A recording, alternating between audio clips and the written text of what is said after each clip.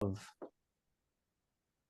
going to explore the field of credit fraud. We're going to look a little bit into the regulatory framework, understand what fraud credit providers are exposed to, what fraud credit rating agencies are exposed to, what consumers are exposed to, and see a little bit what can be done to prevent a bit more fraud in the future.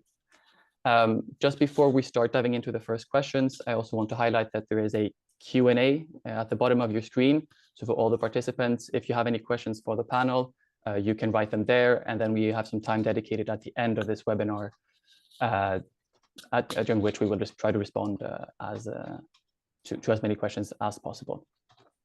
But then I think just to dive straight into it and to kick off, I think it's interesting to maybe have a little bit of understand a little bit the regulatory framework that exists around credit fraud. So I will turn to you, Daniela. Can you tell us a little bit more about what the legislative framework looks like at the EU level with regards to protecting consumers and credit agencies from fraudulent activities? Yes, thanks a lot, Frederick, for the introduction, and thank you a lot for the invitation to speak on this important issue. We know that frauds and scams are an ever-evolving problem, with fraudsters constantly developing new tactics to deceive consumers. And these fraudulent activities can lead to substantial financial losses, but also to emotional distress for individuals. So our subject today is credit fraud. We did not find a definition of credit fraud, specifically credit fraud, in European legislation, but I would like to start by exploring some of the forms of credit fraud we have encountered in our work.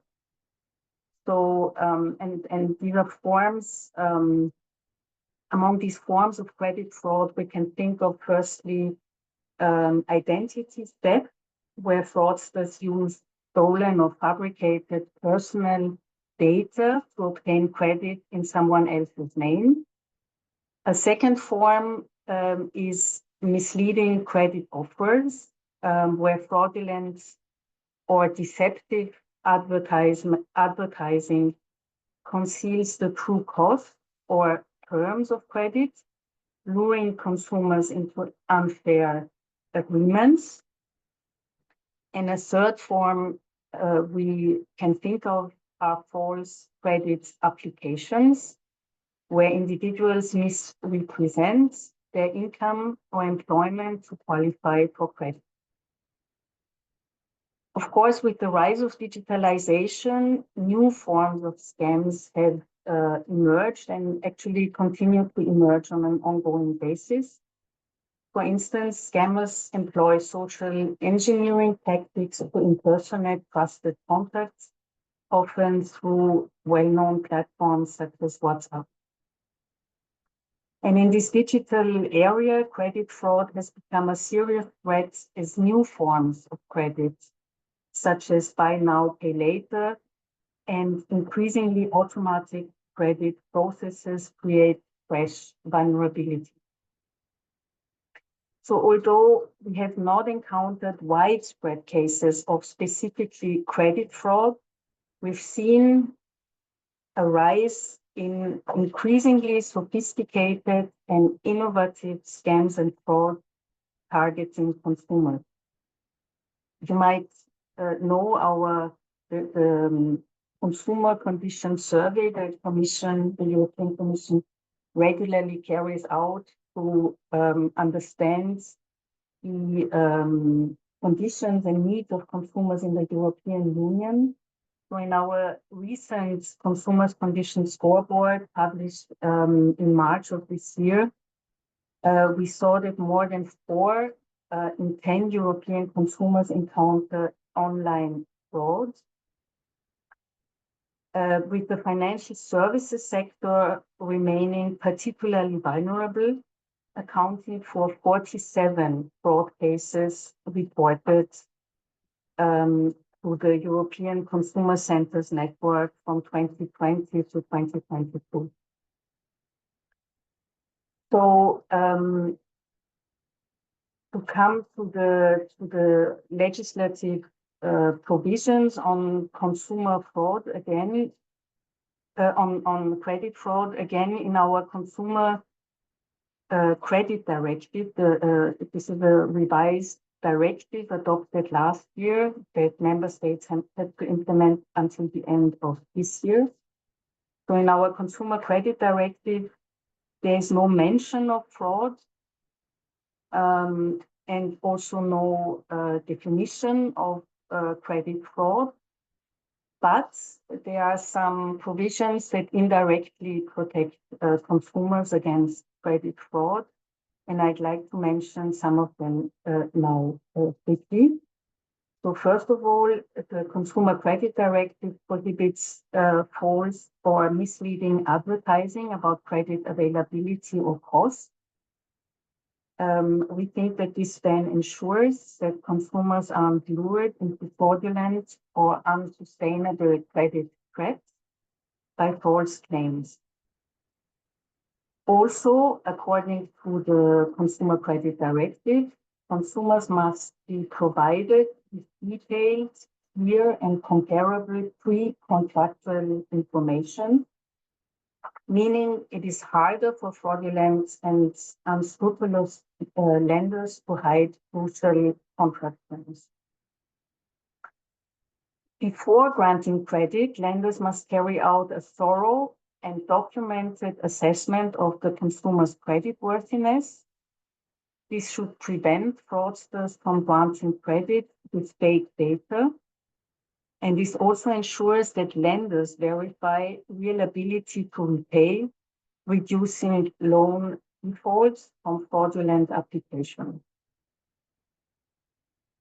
The CCD also provides that lenders must have access to accurate credit databases across the EU to verify applications, thus closing gaps for cross-border fraud. This reduces the risk of identity theft by ensuring accurate, up-to-date data. Victims can dispute fraudulent data quickly and restore the right content. And the last provision of the CCD I'd like to mention is that national authorities must admit, register, and supervise non-bank lenders and credit intermediaries. And we think that this oversight helps tackle loopholes exploited by fraudulent or unlicensed lenders.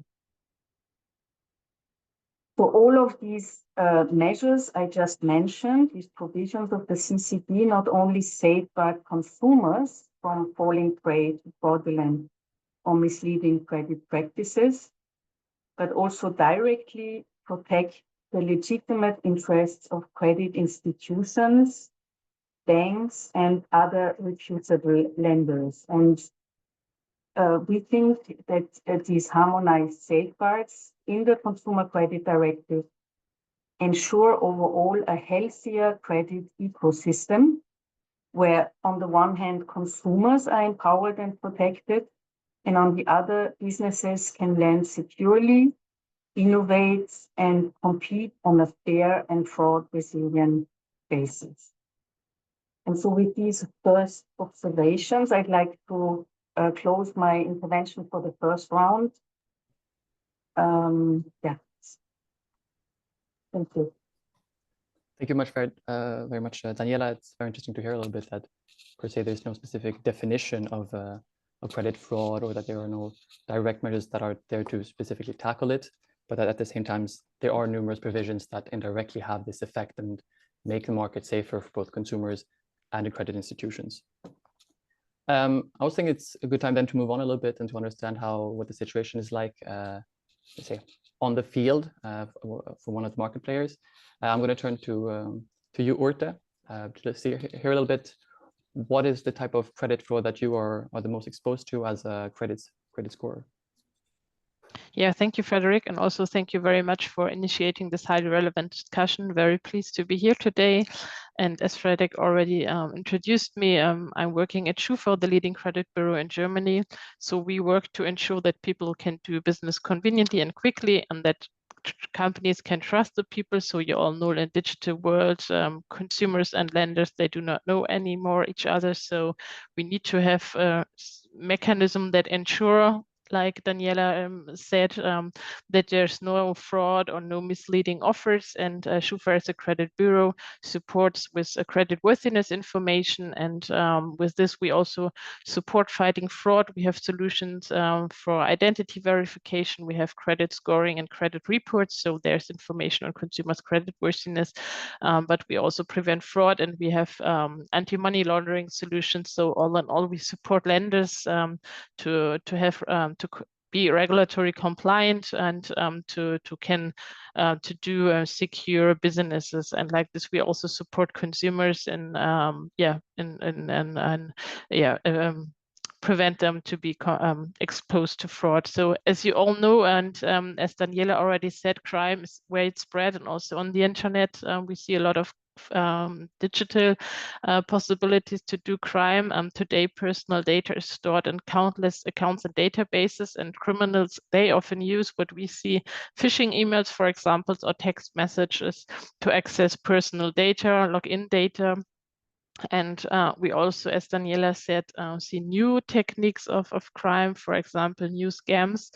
I don't know if you have heard about quishing. So this is where a QR code is placed in a real environment, for example, on fake official letters or parking tickets, and they lead to fake websites, and then victims are tricked to enter their personal data, and fraudsters can use this personal data later on to do fraud with this personal data. And what we see in Germany, according to the Federal Criminal Police Office here in Germany, cybercrime remains at a very high level. There are more than 140,000 cases of cybercrime recorded by the police in Germany. And we see that offenses from abroad continue to increase. So it is very difficult to combat them, because cross-border combating fraud is even more difficult than in Germany itself. And the clearance rate in the cyber area is only in the 32%. So it's not a high number. What we see as well is that the individual financial losses caused especially by identity fraud, they vary greatly. Fortunately, many victims do not have major financial losses because banks reimburse the damage. So maybe we hear later on from the colleague about their practices and what they do.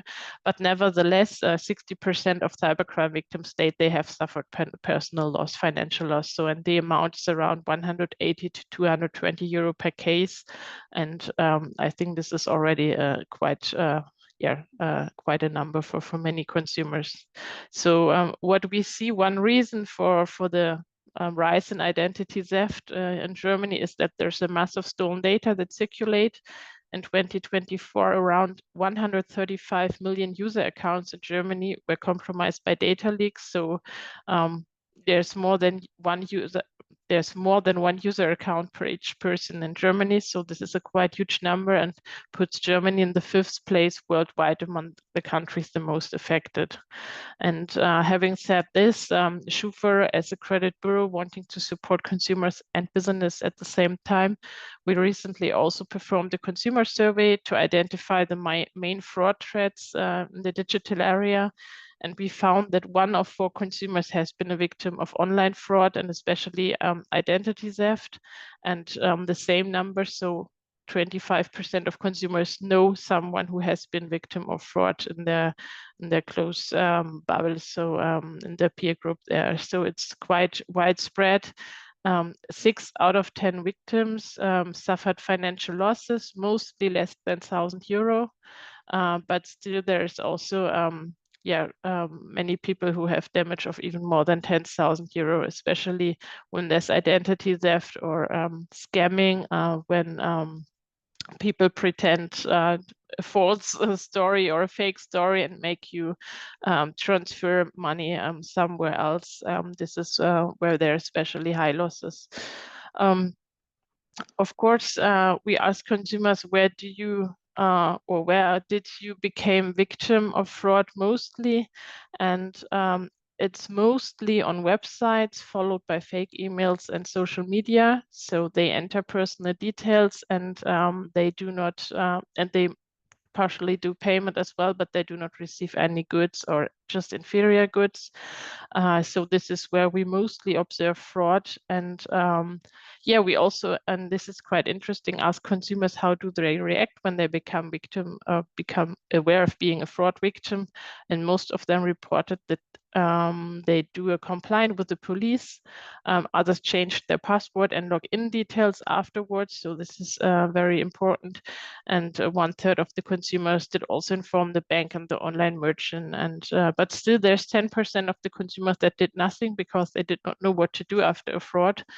And I think this is our task to inform consumers and to send out information, plus the tools we all offer to prevent fraud. But I think this is something we can discuss later on, what we do in order to tackle fraud. And yeah, happy to hear from the other participants how their view is on the situation on the field.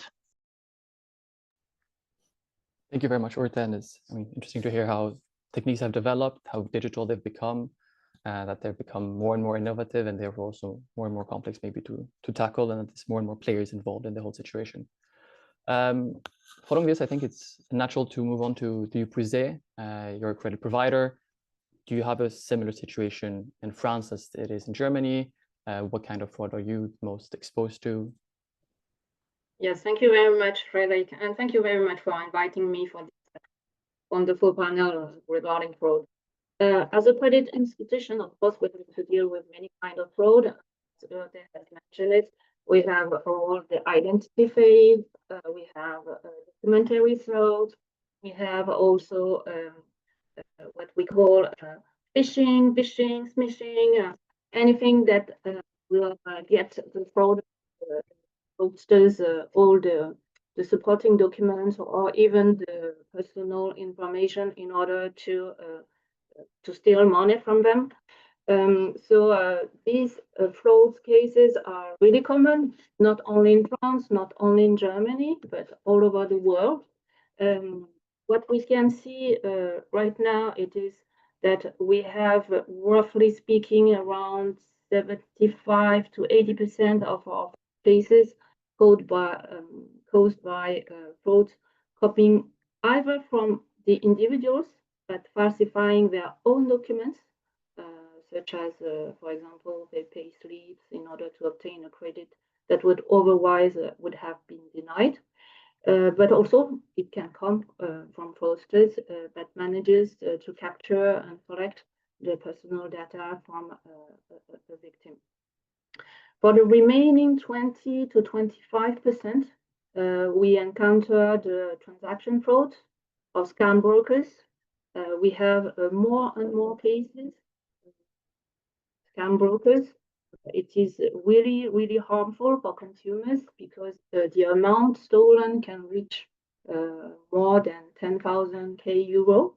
And of course, as mentioned, Urte, in most cases, the banks reimburse the consumer. What we advocate for is that, of course, with the development of technology, of AI use, the fraud techniques are becoming increasingly sophisticated. We have also fraudsters that are both very inventive, they are really reactive, they are in capacity to change their operating model very, very fast.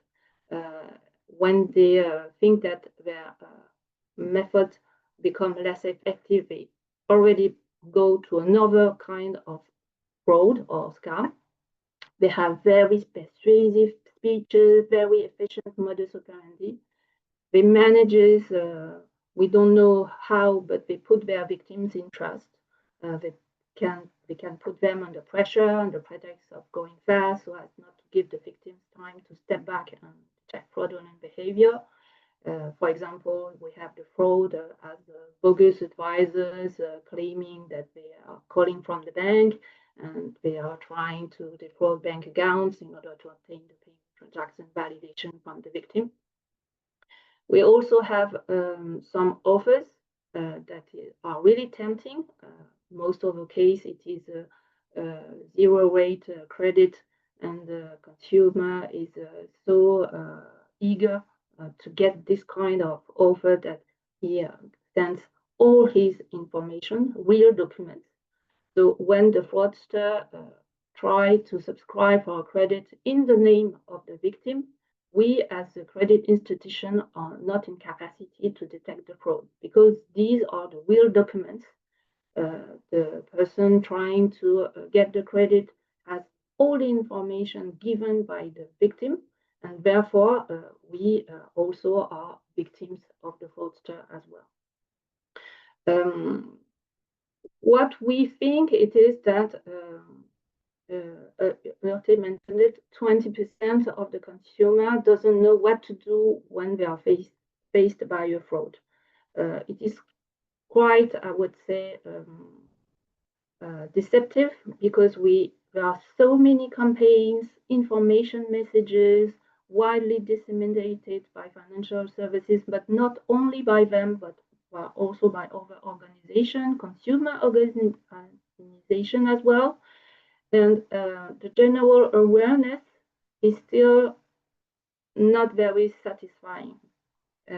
So we think that we need to work all together to really reinforce all this communication, all these messages, in order to educate the population and to prevent the fraud. Because most of the time, we know that the victims give their own information. They are tricked, the fraudsters, of course. Sometimes it can be due to the negligence of the victim, but not only, again, because of the efficient technique of the fraudsters. But it is very important that everyone, consumers, banks, telecom operators, public authorities, whatever, become more vigilant to reduce and prevent fraud. We need to continue regular information. We need to continue educating people, but we think also that, unfortunately, too many people do not read enough of this information.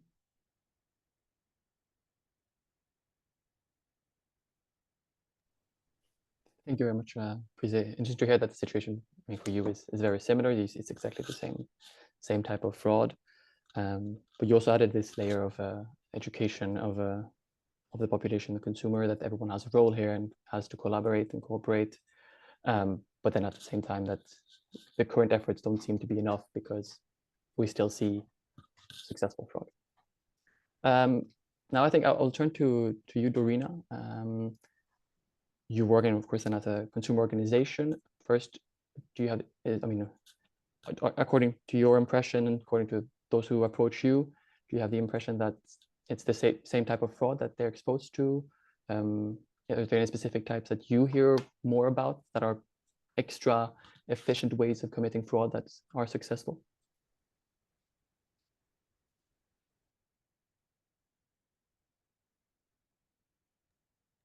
Thank you for invitation to this panel. We have a mixture. Market monitoring is an integral part of consumer protection, only exists in Germany. This means that we can get to the real problems of consumers and provide evidence for policymakers, among other things.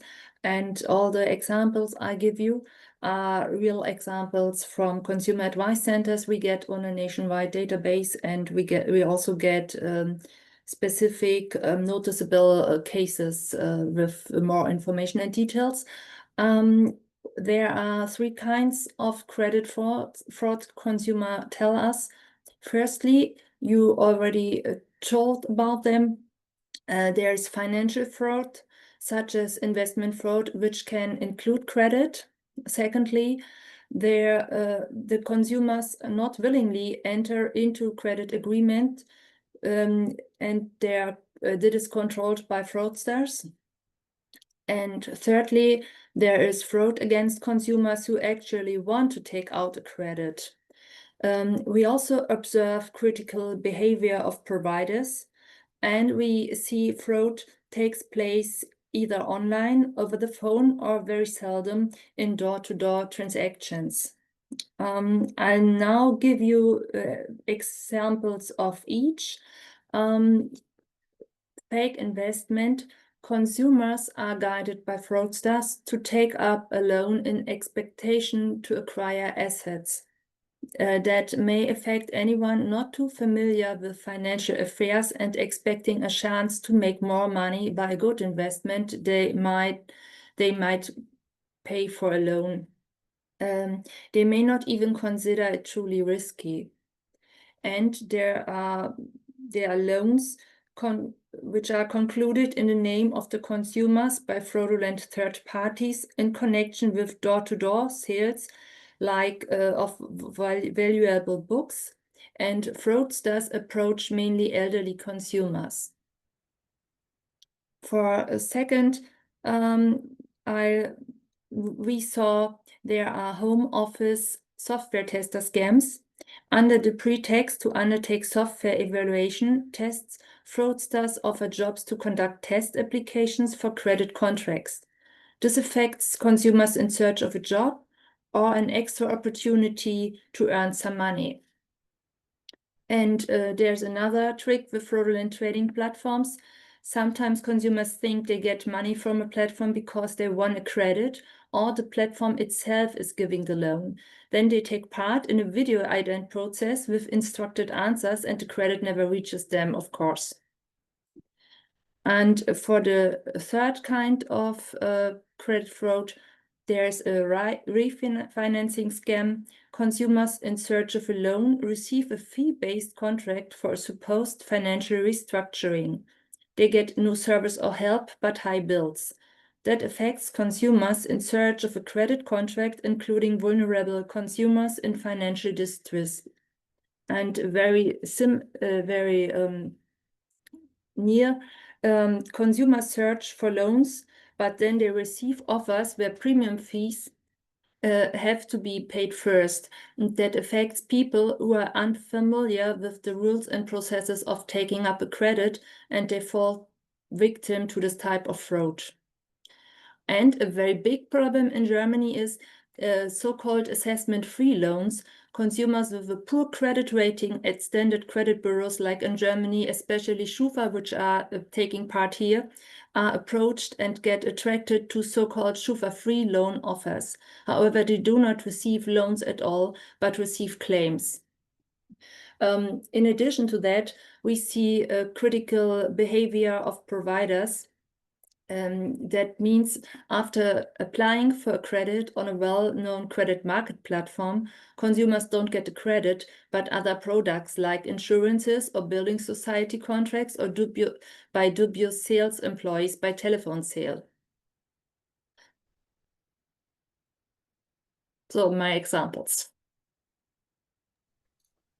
Thank you so much for providing some very concrete and clear examples, showing that it's also not just a matter of of purpose. It's also the fraudster have techniques where they target specific groups of the population that might be a bit more exposed, a little bit less aware, and then hence maybe then more likely to fall victim. And this is based on age, but also maybe financial situation, etc.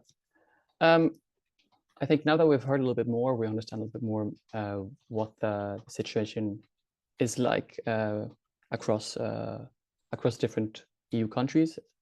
I think it's also interesting to understand a little bit more what is being done currently to tackle fraud among market players. I know some of you already mentioned it briefly, saying that you have, of course, kind of clear systems in place, whether this will be more soft approaches, such as consumer, let's say, ensuring that the consumers are aware and understand, but also maybe you have specific modules and technical specificities that are in place to support and protect consumers.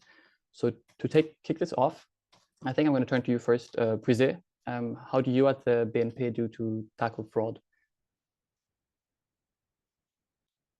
You are muted, Prisé, just so you know.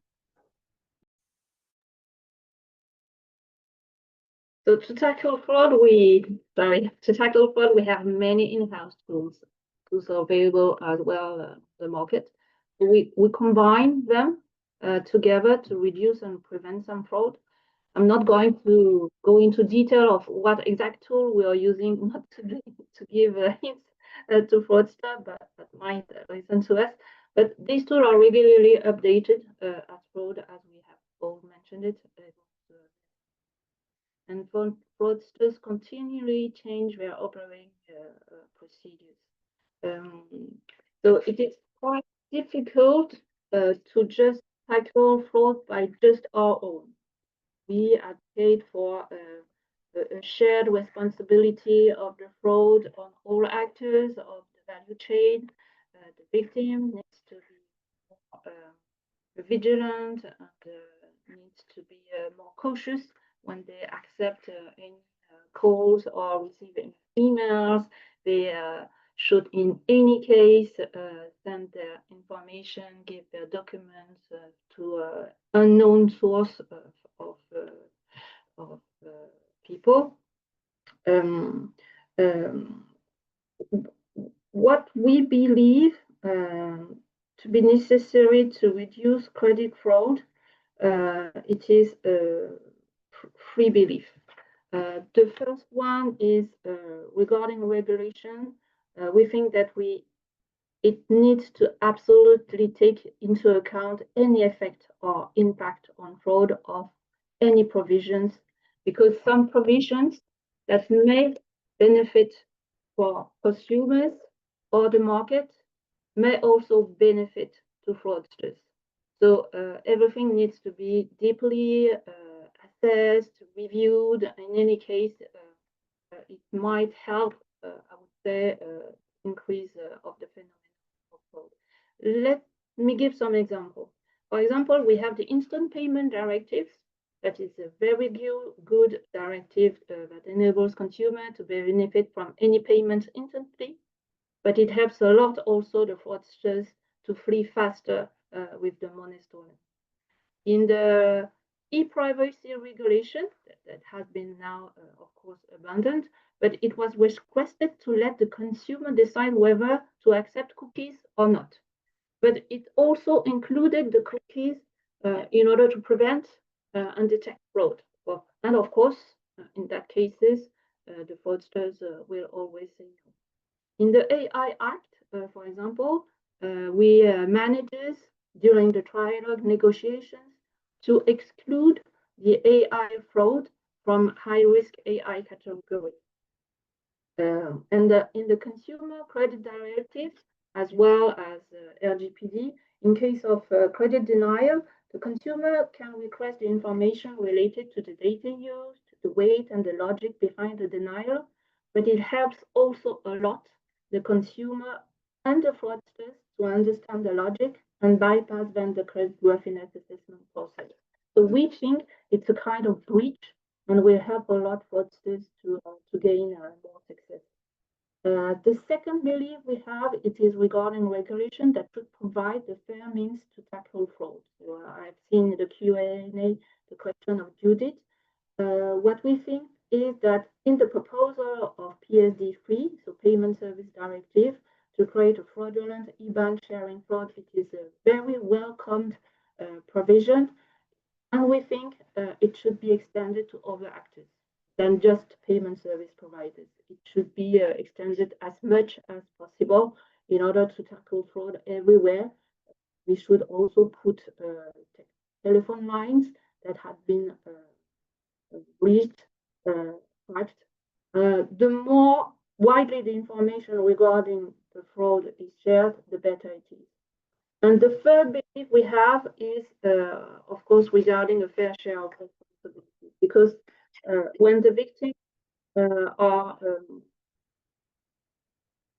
is the victim of local fraud, regularly what remains, it is just the bank or the credit institution, and then the only one that can pay is either the consumer or the bank. But there are other actors that have failed in the process to prevent the fraud, and we think that first of all, the citizen or a company, everyone must contribute to reduce the fraud, and its liability must also be shared depending on each responsibility. So we have, for example, really often caught a ruling in favor of consumer, even if there have been a gross negligence from the consumer who is trapped on the telephone by a bogey bank, cannot be blamed by the bank for serious negligence, even if he has given all his information, and even though the bank has sent a lot of warning messages. So in this particular case, we think that the consumer must take his share of responsibility. We have also a fraud that is called RIO code fraud, operator identity statement. So telephone operators must also implement precautionary and authentication measures in order to prevent the switch of the SIM card. So we advocate for this week a regulation that takes more into account a potential impact on fraud, regulation that should also provide fair means to tackle fraud. In this particular case, we think that all means regarding human means, but also financial means, in order to investigate all the cases of fraud, needs to be increased in order to try to erase. And of course, the third point is regarding the share of responsibility. Just one last word, and I will end here. We also advocate for better communication and coordination between actors. I wanted to give an example. In France, we have the OSMP, so it is the Observatory of Payment Means Security. It is a French body intended for the exchange of information and consultation among parties, consumers, merchants, but also providers of services such as telephone operators and also public authorities. They manages to reach a common agreement on recommendations that apply to all, and it is complementary to the regulation in place.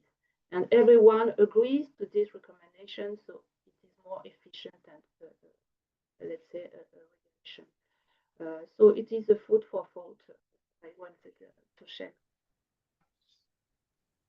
Thank you very much, Brigitte, for both sharing what you already do as a credit provider to tackle fraud, but also to highlight a little bit where you feel like there are certain fallacies or so that would benefit all players to make sure that we can protect everyone even better. I mean, moving on, I think I would like to turn to you, Urte at Schufa. Could you tell me a little bit what you do to tackle fraud? And for example, also, do you manage to ensure that this remains future-proof?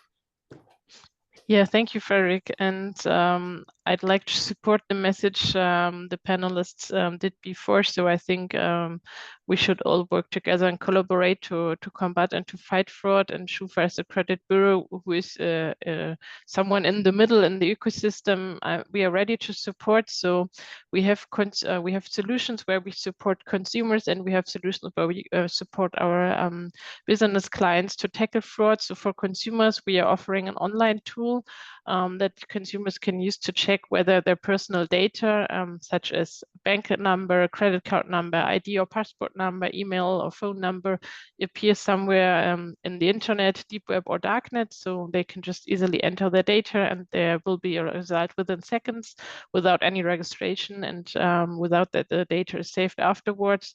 So if there's a hit, they are informed, and they receive recommendations what to do. So they can do it as often as they want, and they have an information about their personal data, and if it is available in the internet or the dark web.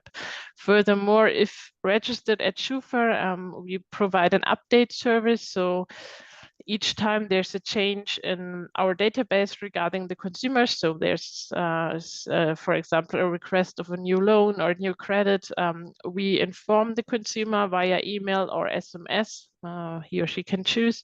And then if it's not the consumer himself who did this request, he can react quite fast. So he can go to the lending institution and say, no, it hasn't been me, it was someone else who did this request in my name.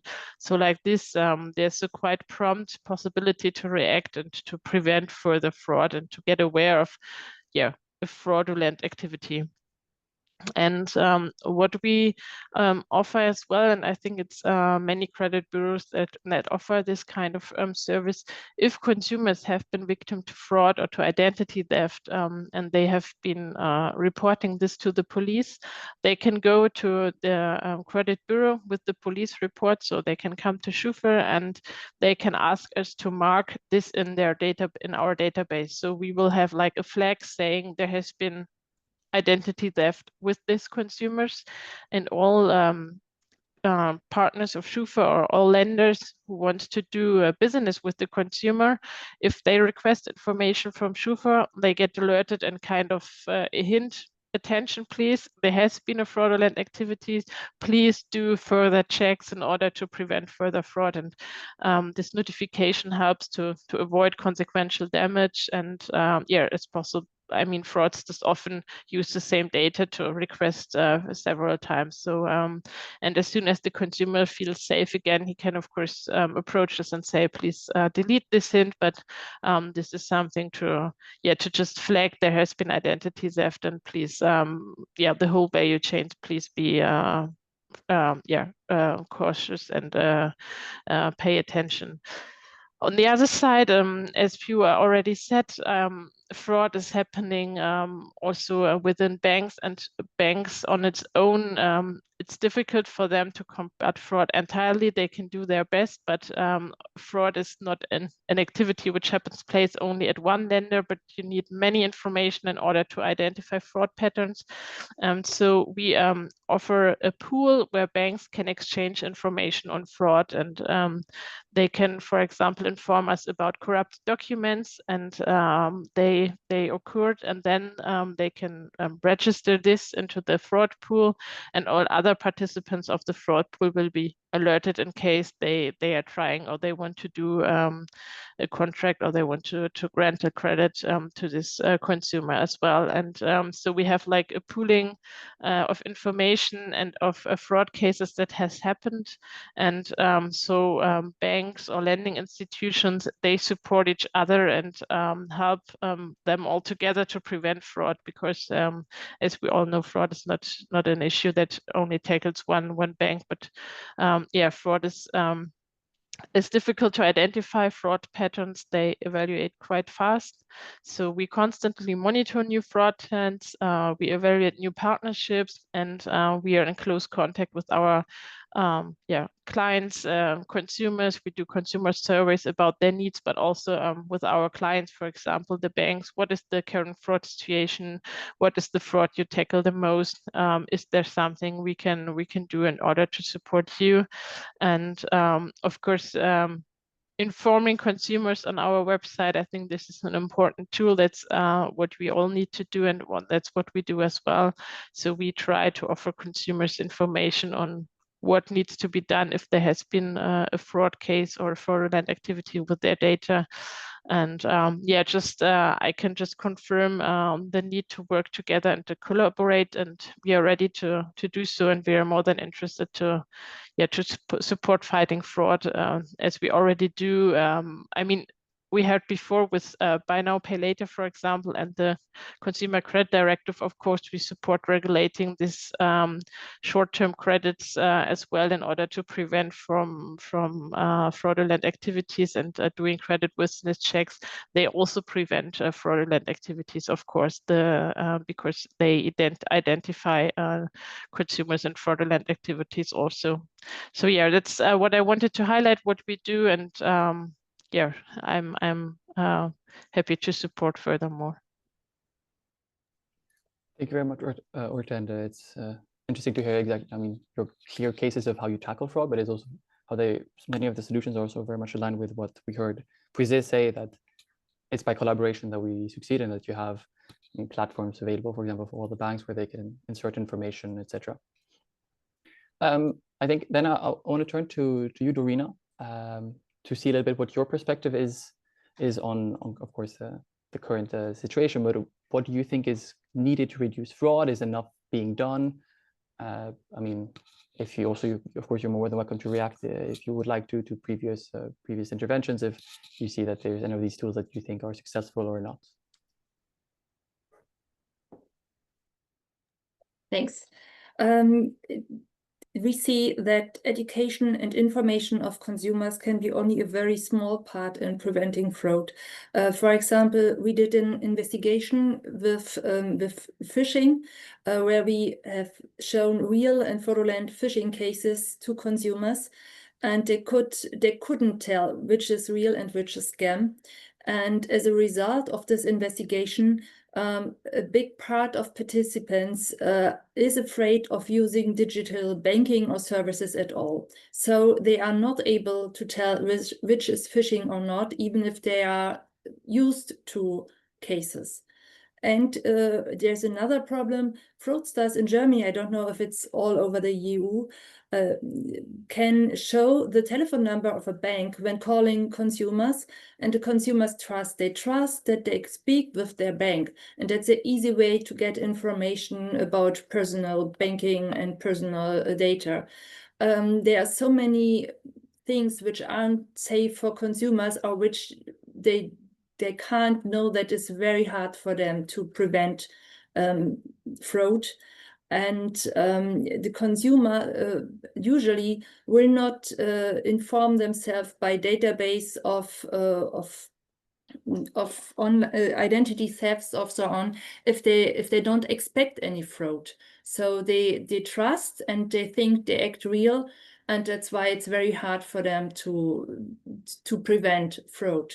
There are some things we would wish would be better. For instance, the banks should have clear business processes that consumers can understand and recognize. We see that the processes are so different, and they don't know if it's a real and it's a good process they are doing, or is it a scam. It's impossible to see for consumers' perspective. And we see even today consumers may not be familiar with what signing a contract may be like in a digitalized world. A signature has to be handwritten is in many people's mind, and this error may be abused by fraudsters as well.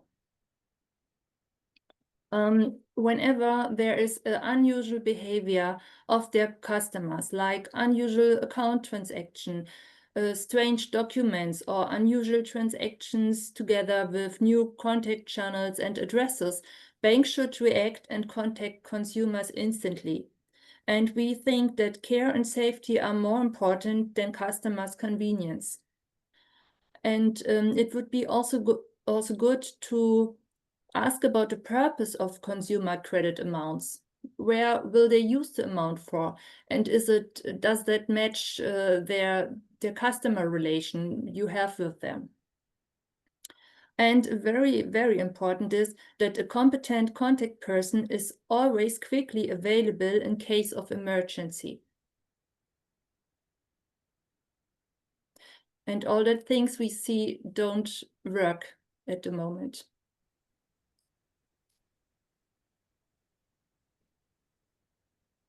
Thank you very much. Thank you very much, Dorina. It's interesting to hear that, I mean, that's more interesting. Also terrible to hear that consumers are very much exposed, and that the fraud has reached a level today where it's very hard to distinguish whether it's an actual bank or so that's reaching out to you, if it's you're taking out an actual credit, or if it's a fraudster really trying to trick you and twist you a little bit to their own benefit, of course. I think I will turn, of course, to you, Daniela, to hear a little bit what your thoughts are. I mean, what do you think that the Commission or member states or the EU institutions in general can do to, I mean, can ameliorate the market to better protect against credit fraud? Yes, thank you. So what can we do to tackle credit fraud? What is done already to tackle credit fraud? I think there are several tools in a toolbox, and we should use all these tools together. One of the tools is legislation. I already mentioned the Consumer Credit Directive in the first round that contains some, we think, important provisions to indirectly tackle credit fraud. There are other European instruments, and I would like to mention one that is under negotiation now that has already been mentioned, and that's the Payment Services Regulation. It's not yet adopted, but this will also enhance fraud prevention and detection measures. This Payment Services Regulation will provide for clearer rules on transaction monitoring, including the possibility to exchange information between payment services providers. It will also provide for an obligation for payment services providers to keep both their customers and staff informed about fraud risks and trends. And under certain conditions and in specific circumstances, it will also provide a right to refund of fraudulent transfer.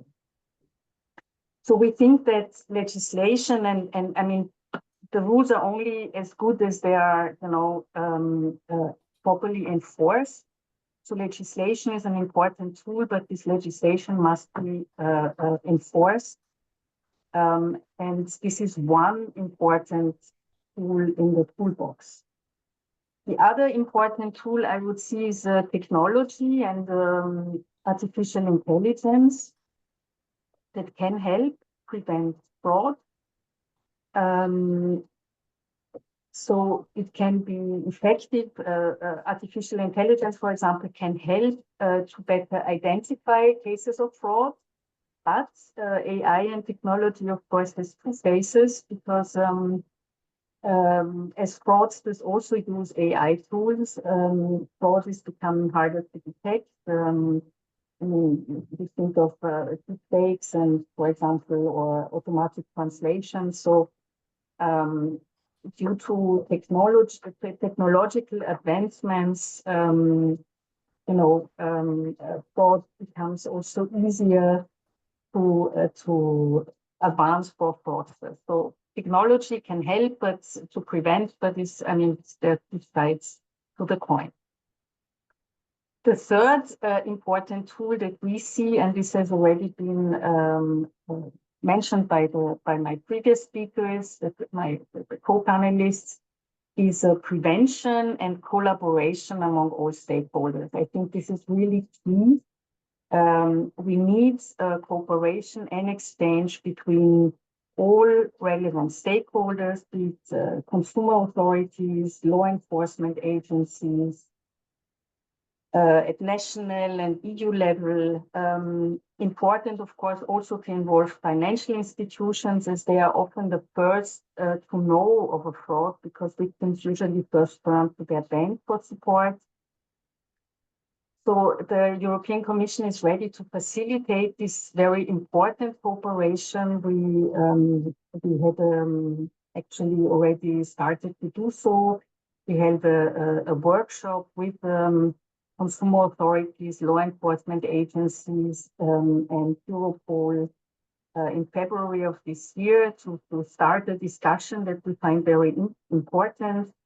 We will also set up an online platform to foster the exchange of good practices and also disseminate alerts of emerging fraud. The Commission also plans to publish an action plan on online fraud in the second quarter of 2026 as part of the Protect EU initiative. But so for us, this collaboration between all concerned actors and stakeholders is really key. And there I think I'm fully in line with what I heard from my co-panelists. Maybe to close, we also think that consumer education and financial literacy and everything that can enhance financial literacy of consumers is very, very important. We believe that knowledgeable consumers are empowered to make informed decisions and less likely to fall into traps. I fully agree with Dorina that consumer education is not everything. It's not a panacea, but it is important. Therefore, the revised Consumer Credit Directive requires member states to promote financial education and ensure access to independent debt advice services. And we think that this will also contribute to address fraud. We also set up, together with the European Consumer Umbrella Organization, BÖG, a consumer education hub that in which we collect all kinds of consumer education materials and consumer education campaigns. A lot of them are about financial education, and this is available online for to get inspiration and for consumer education initiatives. The Commission is also funding a certain number of consumer education initiatives in the member states. We, for example, fund the Finnish project on financial education that is directly geared towards tackling frauds. So we think financial education is very important. Although, again, we also recognize that it has limitations and that we cannot put all the responsibility to detect fraud on the shoulders of consumers. But to close, again, a call for cooperation, for coordination of efforts to tackle fraud among all actors that are concerned with credit fraud. Thank you very much. Thank you very much, Daniela. I see that we've already reached the hour. I want to give, of course, everyone in the panel one last chance to maybe, if you have anything you want to react to, whether it be interventions from previous speakers. It can also be, for example, the questions that we have in the chat that Judith has shared with us, whether you think that should there be additional provisions that include into, for example, the Consumer Credit Directive that include more across players' responsibility, or, for example, also if you think the second one is more related to FIDA, if you think that there is a certain risk that can be an increased risk level that can be caused by FIDA, as it also aims to expand the data sharing of credit information. I don't know if anyone has anything to say, any comments? So regarding FIDA, we think that extending widely all information without really having